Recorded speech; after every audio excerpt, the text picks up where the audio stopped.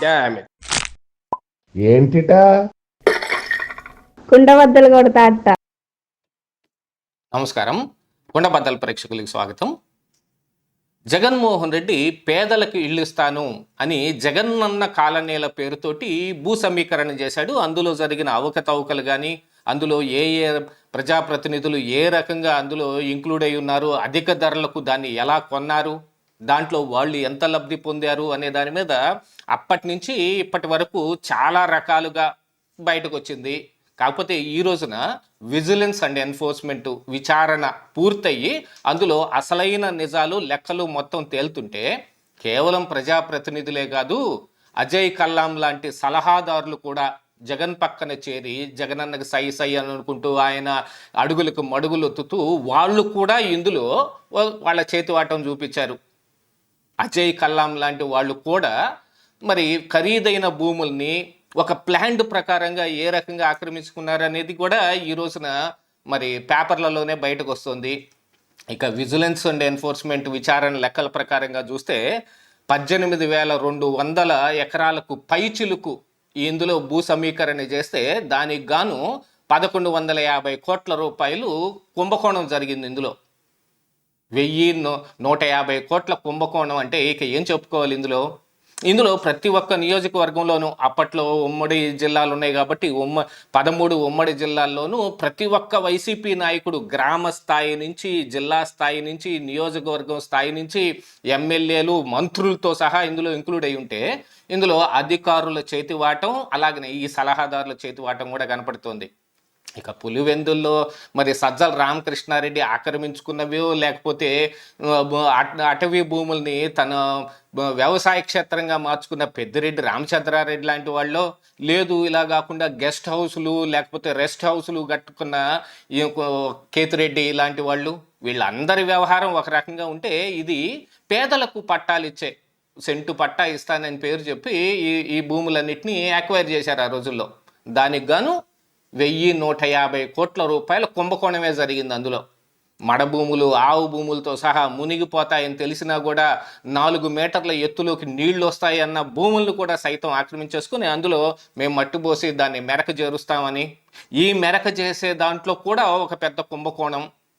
ఆ విషయం అయ్యే మరి గుడివాడలో కొడాలి నాని కూడా ఈ భూములన్నిటికీ మెరకు తోలటం కోసం ఒక కాంట్రాక్టులు ఏదో కుర్రవాళ్ళకి ఇచ్చినట్టుగా ఇచ్చి వాళ్ళ బ్యాంక్ అకౌంట్లు వాడుకొని అవి మొత్తం కూడా ఆయనే దొబ్బేస్తే ఐటీ వాళ్ళు ఆ అకౌంట్లో ఉన్న సొమ్ముకి లెక్కలు అడుగుతుంటే అప్పుడు నేను మీకు డెత్ సర్టిఫికెట్లు బుట్టిచ్చేస్తాను, ఇక మీ జోలికి ఎవరు రారని చెప్పిన ఉదంతం కూడా ఉంది.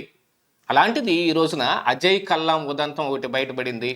భోగాపురం ఎయిర్పోర్ట్ కారిడార్లో ఉన్న దీనికి గాను హోటల్స్కి, స్టార్ హోటల్స్కి ఏవైతే ల్యాండ్ అలాట్ చేసిందో ఆ రోజున ప్రభుత్వం, దానికి అత్యంత చేరువలో సమీపంలోనే భూ సమీకరణ చేసి దాదాపుగా 7,900 పైన చదరపు గజాలు ఆక్రమించుకున్నాడు. దాదాపుగా 1.5 ఎకరం పైనే ఉంటుంది.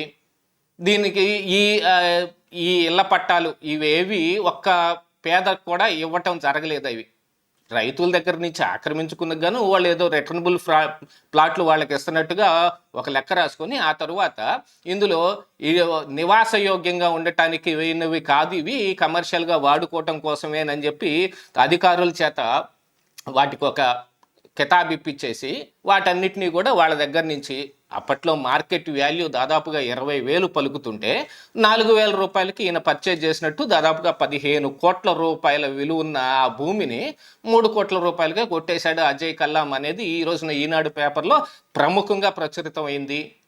అందులో ఉన్న వివరాలన్నీ ప్రకారంగా చూస్తుంటే ఈ భోగాపురం ఎయిర్పోర్ట్కి దగ్గరలోనే అలాట్ చేసిన స్టార్ హోటల్స్కి తో పాటుగా ఈయన కూడా ఒక స్టార్ హోటల్ ఏమన్నా కడితే కడతాడు అనుకుంటా, లేకపోతే రిసార్ట్లు ఏమన్నా నిర్మిస్తాడు, లేదు కమర్షియల్ కాంప్లెక్స్లు నిర్మించి అక్కడ ఆయన సొమ్ము చేసుకునే పని అంతా చూస్తాడు అనుకుంటాను. ఇందుకోసమే అసలు జగన్మోహన్ రెడ్డికి ఎనికీడుతానే తిరుగుతూ ఆయనకు కావాల్సిన విధంగా అన్ని పనులు చేసి పెట్టడం, అమరావతి మీద ద్వేషం మొత్తాన్ని వెళ్ళగక్కటం, అసలు సచివాలయంలో ఎవరుంటారు, సచివాలయం వలన ప్రజలకి ఏమిటి ఉపయోగం అని మాట్లాడిన వ్యక్తి, ఆల్రెడీ ఒకసారి గవర్నమెంట్లో పనిచేసిన ఒక అధికారి ఈ రకంగా మాట్లాడితే సచివాలయం ఎందుకు పనికొస్తుంది అంటే మరి ఆయన ఎక్కడ కూర్చొని పనిచేస్తాడు? ఆయన సచివాలయానికి ఎప్పుడు వెళ్ళలేదా ఆయన గతంలో ప్రభుత్వంలో పనిచేసిన సమయంలో? కానీ జగన్మోహన్ రెడ్డి ఏదన్నా కోరుకుంటే దాన్ని బలంగా వీళ్ళు ఎందుకని దాన్ని సమర్థిస్తారు అని అంటే ఇదిగో ఇలాంటి అవకాశాలు మెండుగా ఉంటాయి వీళ్ళకి. ఇంకా వివేకానంద రెడ్డి హత్య కేసులో కూడా ఏం జరిగింది, ప్రపంచానికి తెలియటం కంటే ముందుగానే జగన్మోహన్ రెడ్డికి భారతీరెడ్డికి తెలుసు. అది ఏ రకంగా తెలుసు అని అంటే వాళ్ళు ఒక ఫోన్ వచ్చిన కారణానికి ఈయన ఈ అజయ్ కల్లం మిగతా వ్యక్తులతోటి మేనిఫెస్టో మీటింగ్లో ఉండి భారతీరెడ్డి గారు పిలుస్తున్నారని పైకి వెళ్ళి వచ్చి Vivekananda Reddy is no more, బాబాయ్ ఇస్ నో మోర్ అని అనౌన్స్ చేశాడు అనే విషయాన్ని కూడా వీళ్ళు సిబిఐ ముందు కూడా ఒప్పుకున్నారు. కానీ ఆ సిబిఐ ఎంక్వైరీ కూడా ఒక రకమైన హాస్యాస్పదంగానే జరిగింది. ఆయన ఇంటికే వెళ్ళి ఆయన విచారించుకొని వస్తే ఆయన సిబిఐ వాళ్ళకి ఇంకేడ హైదరాబాద్లో కాఫీ దొరకనట్టు, ఆయన ఇంట్లో కాఫీ తాగటానికి వచ్చినట్టుగా ఆయన మాట్లాడి నన్ను చేసింది విచారణ కాదన్నాడు. కానీ సిబిఐ ఆయన ఇచ్చిన స్టేట్మెంట్లను కూడా అందులో పొందుపరచడం జరిగింది. అది నిక్కచ్చిగా నిజమే. ప్రపంచాన్ని అందరికీ 6:30 తరువాత వివేకానంద రెడ్డి మరణ వార్త తెలిస్తే వీళ్ళకి దాదాపుగా 5ంటికే 5:20కే తెలిసిందనేది కూడా మొన్న సునీత కూడా కోర్టులో కూడా ఆ విషయమై వాదించడానికి మరొక పిటిషన్ వేసింది. ఇలాంటివన్నీ ఎందుకు చేశారంటే ఇదిగో ఇలాంటి అవకాశాలు వీళ్ళకి లభిస్తాయి కాబట్టి. వైసీపీలో గ్రామ స్థాయి నుంచి నియోజకవర్గ స్థాయిలో ఎమ్మెల్యేలు మంత్రులతో సహా ఈ భూ కుంభకోణంలో ఇరుక్కుపోయి ఉన్న వాళ్ళే. అప్పట్లో చిలకలూరిపేటలో విడదల రజనీ కూడా పసుమర్రు గ్రామంలో ఇలాగనే రైతుల దగ్గర నుంచి 10 లక్షల రూపాయలకు తీసుకొని దాన్ని 25 లక్షలు 30 లక్షల రూపాయలకు ప్రభుత్వానికి ఇచ్చి ఆ మిగతా సొమ్ముని వాళ్ళ అకౌంట్లో ఉన్నదాన్ని ఎవడు తెప్పించేసుకుంది. ఇక ప్రభుత్వం మారిపోయిన తర్వాత దాని మీద కేసు ఆడబడుతుందోనని ఆ రైతులతోటి ఒక ఒప్పందం కూడా చేసుకున్నారు. ఇక కొడాలి నాని వ్యవహారం అయితే ఇందాక మనం చెప్పుకున్నాం, డెత్ సర్టిఫికెట్లు పుట్టిస్తాననే విషయాన్ని కూడా ఆ రోజున వాళ్ళందరూ బయట పెట్టడం కూడా జరిగింది.